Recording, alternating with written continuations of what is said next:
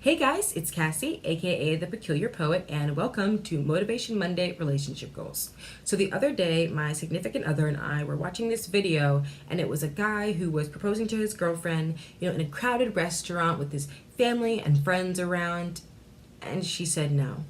Now, after clicking on the comments, she herself had actually commented and explained that it wasn't that she didn't want to be with this person, she just wasn't ready to get married. She wasn't ready to take such a huge step in her life yet.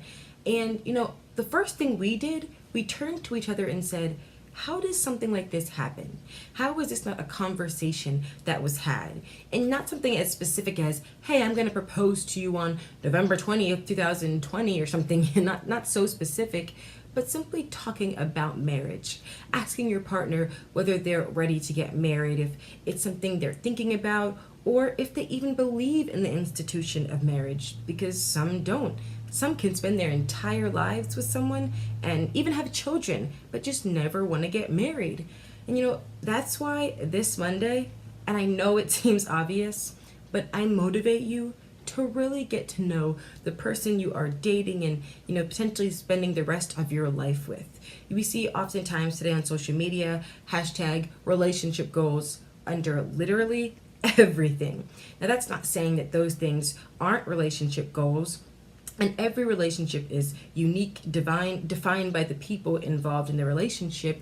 But we have to make sure we're not only focusing on surface level things. We have to make sure we're digging deeper by, getting uncomfortable. They say to be truly comfortable, you have to get uncomfortable. And you do this by having those uncomfortable conversations, like marriage, religion, politics, kids, if you want kids, how many kids, how you plan on raising your kids to the best of your ability, but you get the picture. You have to make sure you are having these conversations about who that person is fundamentally, because unfortunately, love isn't enough. If you differ too much on core beliefs and strongly held convictions, unfortunately, that will just end up in divorce or ending the relationship somewhere down the line, because nobody will be willing to compromise again on such strongly held beliefs or convictions.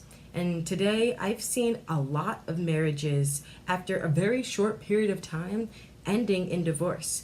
And while I understand that there are a myriad of reasons why people get divorced, infidelity, abuse, or simply just growing apart, but I've seen a lot of people who are getting divorced for reasons that could have easily been avoided had they been, and they should have been, discussed before getting married, or before having kids, and jumping into such lifelong commitments. So please, don't just focus on relationship goals, focus on your relationship.